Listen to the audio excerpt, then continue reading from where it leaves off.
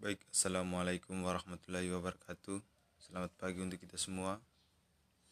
Perkenalkan, nama lengkap saya Nurudin Silik Asmin dengan NIM 1903030112,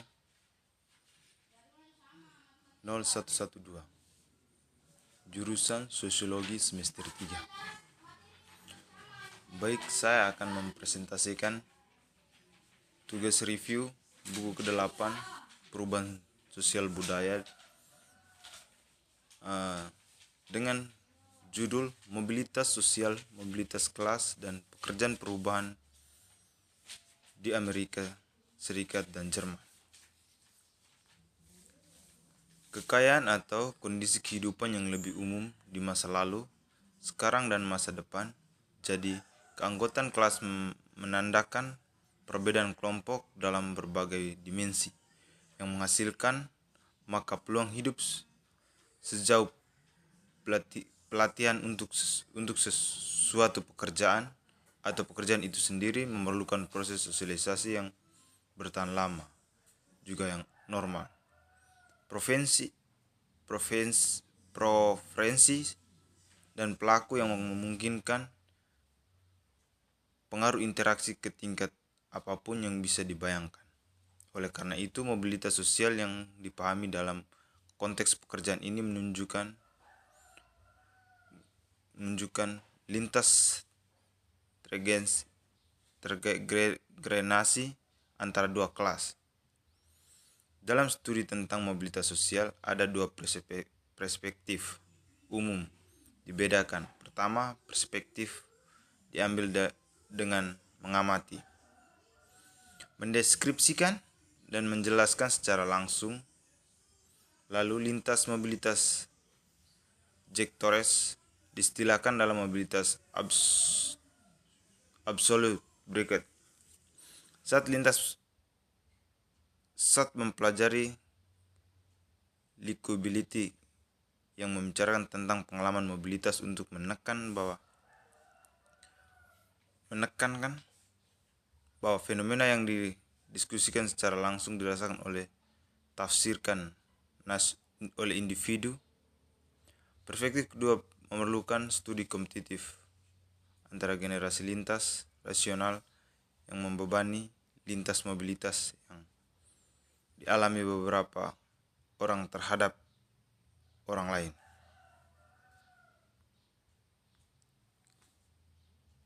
Hal ini adalah yang pertama, yaitu analisis mobilitas sosial, di mana masa pasca industrialisasi yang mendominasi yang terakhir, yaitu mengembangkan konseptualitas yang memungkinkan studi bersama tentang perubahan sosial. Baru-baru ini mobilitas sosial, bahkan meskipun yang terakhir secara logis mendahului yang waktu kurang dari 1 abad, berbagai masyarakat bergeser dari yang utamanya agraris atau pro-industri ke industri, dan akhirnya masyarakat pasca industri. Sementara transformasi masyarakat selama abad terakhir bermacam-macam dan begitu substansial sehingga masyarakat kontemporer mungkin memiliki lebih banyak kesamaan dengan yang lain. Masyarakat saat ini dibandingkan dengan manifestasi sebelumnya 100 tahun yang lalu. Berikut tinjauan yang terpisah-pisah sebagai besar berfokus pada dua sistem sosial yang saling bergantungan paling penting untuk proses mobilitas, struktur ekonomi, dan negara kesejahteraan.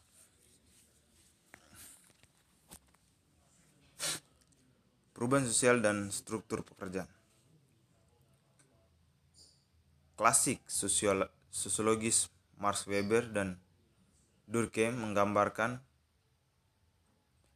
modernitas sebagai proses perubahan sosial yang berkelanjutan, sedangkan Weber mengidentifikasi proses rasionalisasi yang sedang berlangsung sebagai hal yang tak terhindarkan dan transformasi variabel. Durkheim melihat dalam pembagian yang sedang berlangsung di tengah kerja kekuatan pendorongan perubahan masyarakat. Marx sebaliknya mengidentifikasi konflik dialektika antara kekuatan produktif dan hubungan sosial sebagai inti dari perubahan sosial. Sebanyak asumsi, metode, dan temuan berbeda. Begitu pula prediksi mereka tentang transformasi masyarakat, mulai dari kandang besi suram milik Weber semangat dekat dengan visi Durkheim tentang solidaritas komparatif. Perubahan ekonomi selama abad terakhir. Tren paling menarik selama abad terakhir adalah pertumbuhan berkelanjutan dari berat ekonomi disertai dengan peningkatan kesejahteraan ekonomi yang tak tertandingi populasinya. Selama abad terakhir, PDB terus tumbuh di negara industri. Negara industri mengumpulkan pengembangkitan pertumbuhan PDB per kapita antara tahun 1820 dan 2014 untuk Amerika Serikat. Sementara ekonomi berakhir dengan lesu. Tingkat pertumbuhan PDB per kapita di negara-negara G7 di tahun 1820 hingga 2014. Perkembangan ekonomi yang luar biasa ini bertepatan dengan transformasi besar-besaran lanskap ekonomi di negara-negara G7.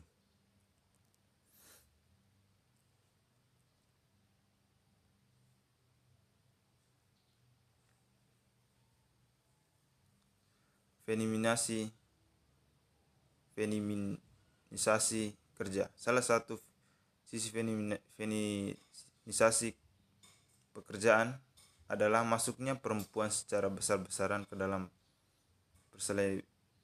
persalinan pasar, seperti dapat dilihat pada gambar nomor 2. Pasangan perempuan antara populasi pekerjaan meningkat secara substansial di semua negara G7.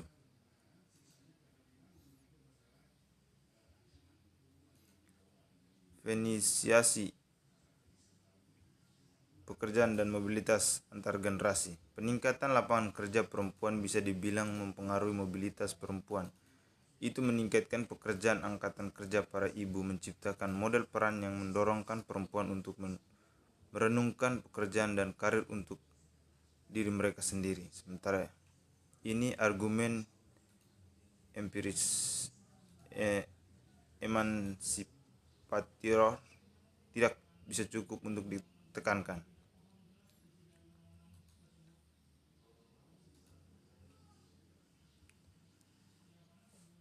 Sampai-sampai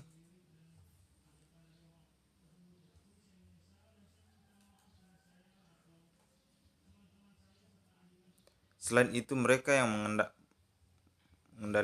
mengandalkan banyak di pasar untuk menghasilkan layanan sosial dan bentuk asuransi swasta atau tunjangan berbasis pekerjaan akibat negara kesejahteraan liberal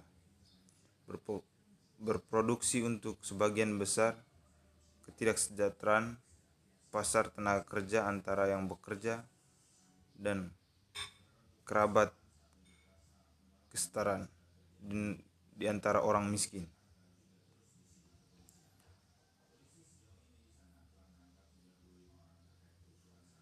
Tingkat pendaftaran kelulusan sekolah meningkat secara virtual manapun di dunia selama abad terakhir. Pengeluaran pemerintah mencapai pendidikan sementara tersisa meningkat terus menerus selama 20 abad. Baik, terima kasih. Mungkin dari saya hanya ini. Kurang dalamnya saya mohon maaf. Wabillahi taufiq wal hidayah. Wassalamualaikum warahmatullahi wabarakatuh.